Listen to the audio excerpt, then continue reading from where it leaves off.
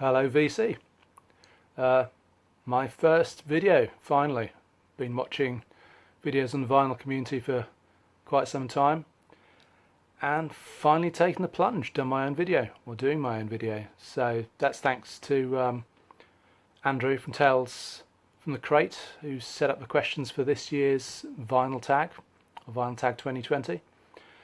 So like a lot of people suggested, it's a good way of dipping your toes in the water and seeing how you get on. So I've got plenty of stuff to show, not just today, but big collection to get through, so I thought I'd share some of it with you.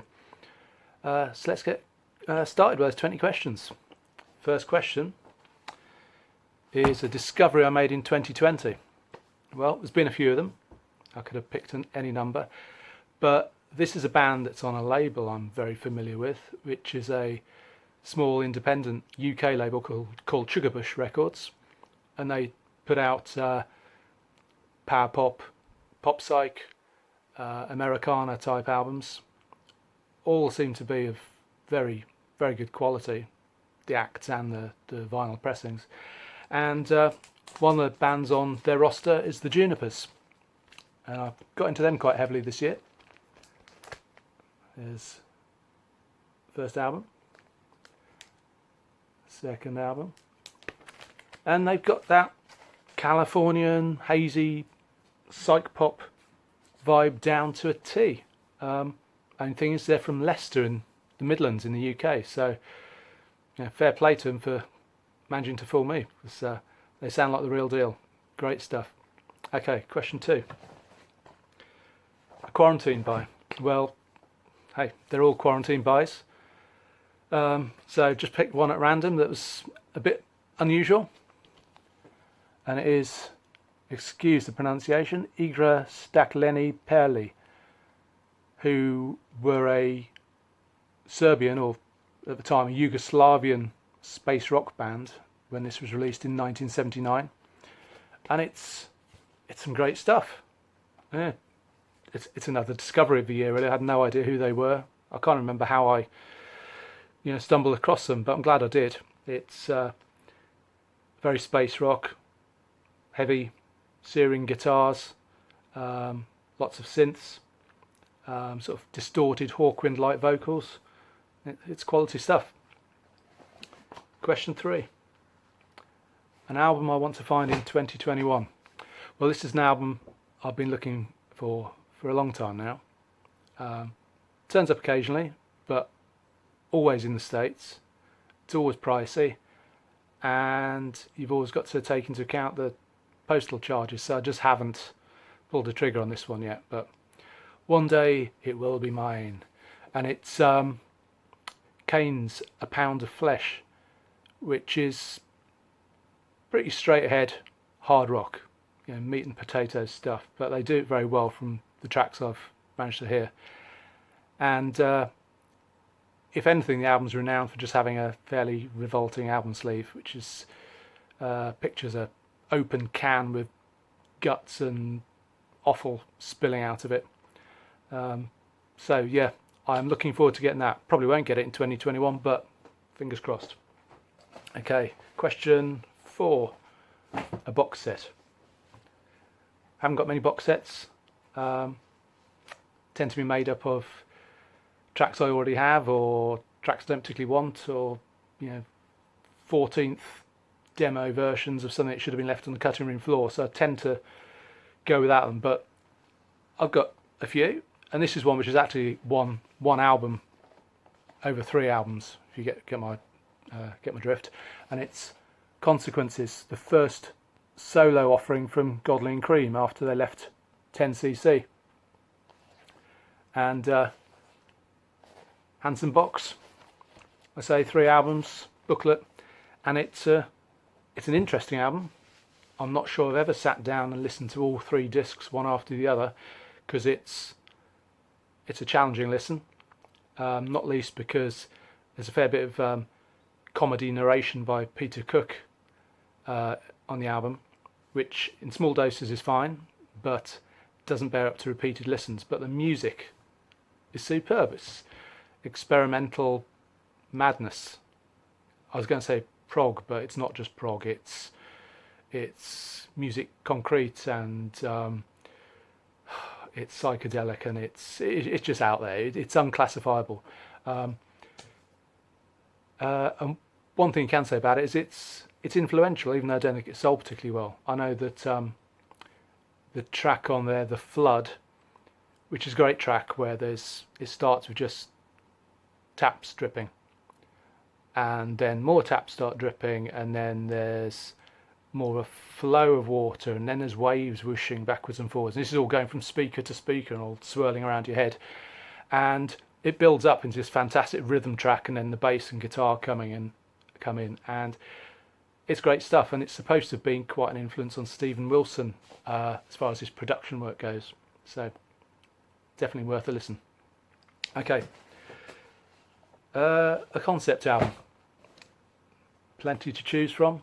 Thought I'd go for something more recent than the usual Pink Floyd's and that kind of thing, and that is the latest album by Styx, The Mission, which is a real return to form for them. It's an interesting concept about a mission to Mars, with all the usual trials and tribulations, and people unable to get back to the ship and losing radio contact and all that kind of thing. But it's musically, it's fantastic. It's probably the best thing they've done in 25 years. So I can thoroughly recommend that to anyone who's either into Styx or has been into them but thought they were past their best, because no, they're back in the swing of it now. Okay, next question. An LP where a band changed direction. Okay, well, I'm going to show you a couple of albums. This is the band UFO, who for 2 studio albums and one live album were, what it says there, space rock, and it's enjoyable, but they were the sort of slightly rough and ready end of space rock. It was kind of jamming and fairly loose, to say the least. Still very enjoyable.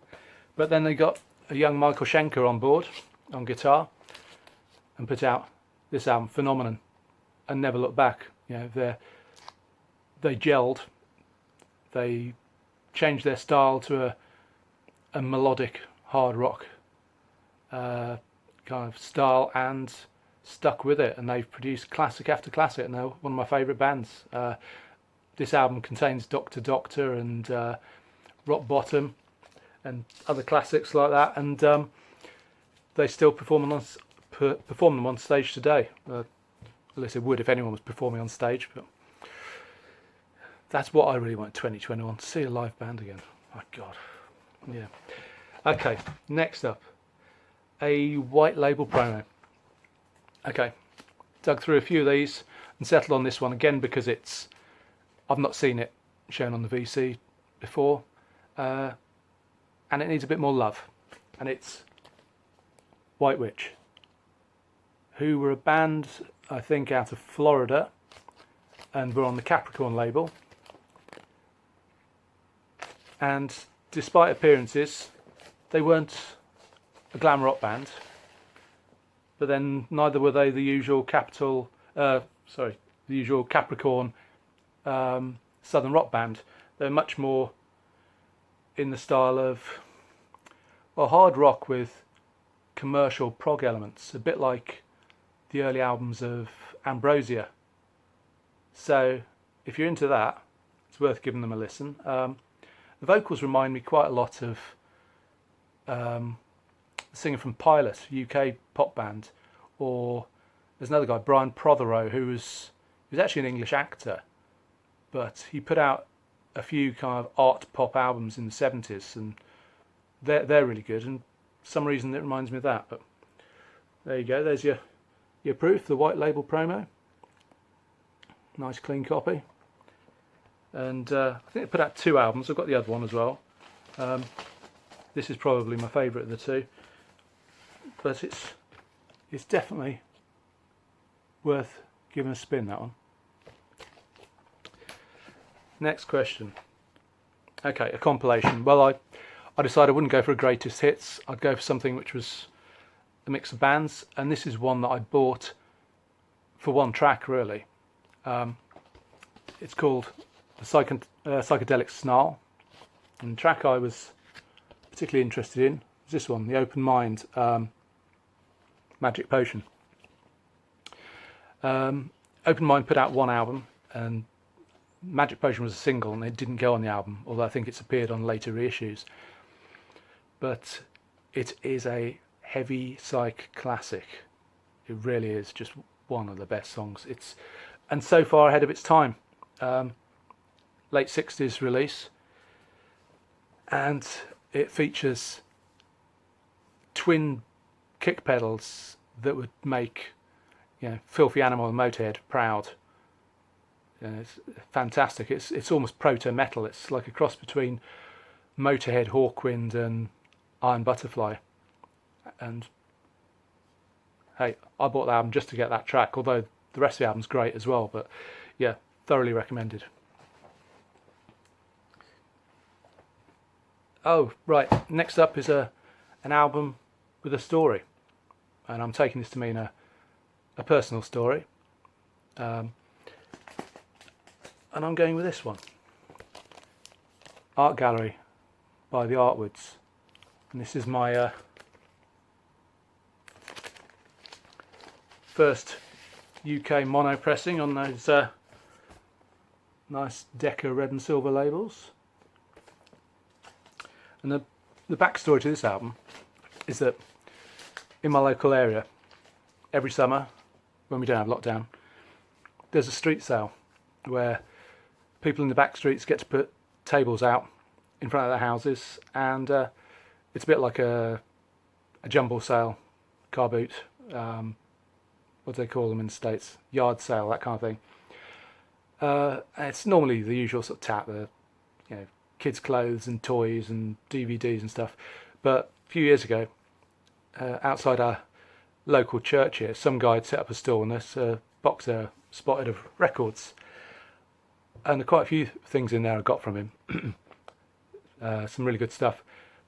And that Artwoods album was in there. I'd never seen it before. Always wanted it. And ended up getting it for a really good price. I mean, giveaway price. But talking to the guy, I found out that he'd emigrated to Canada years ago, and he was actually back on this particular weekend because I think he's visiting relatives, and he wanted to pick up some stuff he had in storage, and thought, well, now's a good opportunity to sell it, which is what he's doing. But the weird part of the story was that from talking to him, I found out that he used to live in the house that I now live in. So that album's come home. He used to play it when he lived here, and I now have it, and that sound reverberates around these walls again. So yeah, it belongs here. Right, next up, an album that needs a vinyl pressing. First thing that came to mind is the Pink Floyd live at Pompeii, because I don't think there's ever been an official pressing of it. I think tracks may have appeared on compilations or in box sets, but never as a standalone live album, and I would love that. My favourite live DVD, one of the best bits of music ever, so yep, that would get my thumbs up. But also, this has appeared on vinyl, but always as a bootleg, and this is a Phoenix Records pressing of Relatively Clean Rivers, and it's appeared on Radioactive Records as well, I think. But neither of them, from what I've heard, well, I know from this, but I've heard that Radioactive one also isn't pressed right. I think the mastering was done with a source that was off center or something, and so it wows on side one is really distracting. I'd love for this to be officially, lovingly reissued, but it's unlikely to happen because the guy who is responsible for that album, Phil Pearlman, he's not interested in reissuing it, and also he's not interested in the money. He's no interest in making money from it. Plus, from what I've been reading, he's got other things on his mind, because his son apparently is renowned these days as having gone off to Afghanistan and joined Al-Qaeda, and he's become a jihadist. So I think, yeah, he's probably got better things to be worrying about at the moment. But I'd love to see that reissued properly, because it's such a good album. It's It's got a sort of Grateful Dead sound, and it also reminds me of the Beta Band's 3 EPs release. It's got that real homemade, rural, folky psych sound. It's beautiful, absolutely beautiful album. Okay, next up, a common and an uncommon LP. Well, I'm sticking to the same artist for both. That's Tom Petty. We've got Damn the Torpedoes, great album, but easy enough to pick up. And then Wildflowers, original pressing. I chose this because I've seen so many people choosing this as their reissue choice for 2020, and I've not heard the reissue, but if it sounds half as good as the original, then it's obviously well worth picking up. Next up, an EP. Okay, Lemon Pipers. Now this is a Singapore pressing, the only place this particular EP was issued, I think, and it's got the big hit Green Tambourine, but it's also got this track No Help From Me, which is only available on the Green Tambourine single or EP, so well worth having for that reason. I've chosen it just because I love the graphic, I love the band photo, you know, the period kind of, you know, the horn rimmed glasses and the straw boater. I think it's great. And yeah, like I say, it's a Singapore pressing. I picked this up in Malaysia, so it's kind of got some sentimental value as well, because got it when I was backpacking and couldn't carry much, so it was like a couple of 7-inch singles, and that was my lot for a year. So yeah, definitely worth having. Next up, we have a girl group. Okay, first thing sprang to mind, and then I remembered, a bunch of guys. Yeah, okay. So, who wears more makeup than Poison? Only band I could think of was ISIS. All-girl band, going the full hog with the makeup, doing the sort of gold finger all over body paint there. And this is a really great album. It's don't hear it talked about much, probably because it kind of falls between a few stylistic stools. It's funky horn rock with some pretty searing guitar, some real psychedelic guitar at times, and yeah, it's definitely, you know, a sleeper, this one. I can recommend track 3 on the first side, Servant Saviour, which they kind of stolen the bass line from the song Black Sabbath by Black Sabbath and created a whole new song around it, which is just like this insane, funky, horn rock, heavy metal track. It's mind-blowing. The whole album's good, but that track alone is just, you know, well worth picking that up for. Okay, next question. What number are we on now? 14. An LP cover I love. Okay, this, interestingly enough, I decided on this one as soon as I started watching the Vinyl Tag videos coming in, so, you know, kind of 2nd, 3rd of January or something. And since then, current affairs have sort of caught up with this album a little bit, and you'll see what I mean in a second. It's Blood Rock USA, and I've always loved these kind of comic book graphic images. It's kind of like pop art, but it's only when I got out and I opened it up, it suddenly sort of took on a new resonance, and I wonder if you can see why. You've got some guy there clinging on to the seat of power in Washington by whatever means necessary. Where do these illustrators get their ideas? Hey, next up, the LP I've listened to the most. Now, if we're talking in my lifetime, this has got to be up there. Judas Priest, Sad Wings of Destiny. One of the greatest albums ever made, and actually, that could have been the album artwork one. I love that. it could equally have been Out of the Blue by ELO or Never Forever, Kate Bush. But this year, Phantom's Divine Comedy by Phantom. This album, I can't get enough of it. Really can't. It's, a few people have, there was a rumour that it was Jim Morrison on vocals, which is clearly rubbish because it came out years after he died, but of course that starts conspiracy theories, doesn't it? And yeah, he's got a similar sort of tone to his vocals, and his delivery is similar. But the Phantom is very much his own man. His lyrics aren't quite as poetic and out there as Jim's. A lot of songs about wizards and spiders and black magic and things like that. But it's just such an over the top, straight faced, grandiose, pompous album. I absolutely love it. I love albums like that where people do it without any consideration of how it might be received or how they come across, and it's so much the better for it. Right, next up, an album I had to get an original copy of.